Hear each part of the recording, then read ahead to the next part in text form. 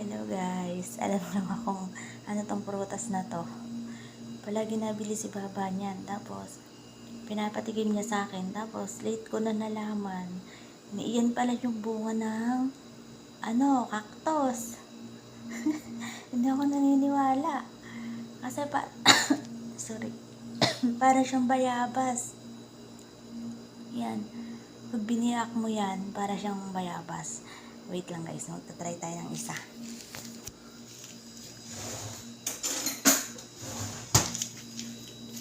Ayan, bibiyakin natin yung buto niya.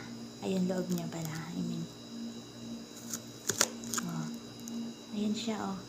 Para siyang bayabas. Oh, nung natikman ko siya nung una, siya, matamis. Ayan. Hindi ako makapaniwala na bunga pala siya yung bulaklak siya ng cactus. Akala ko kung ano na to, tinatanong ko kay Baba. Hindi ko naman naiintindihan yung Arabic kasi. Ayan. Bulaklak siya ng cactus. Di ba yun, napapanood ko lang na napakahirap balatan. Di siya pala yan. Yan lang guys, shinare ko lang. Kainan na.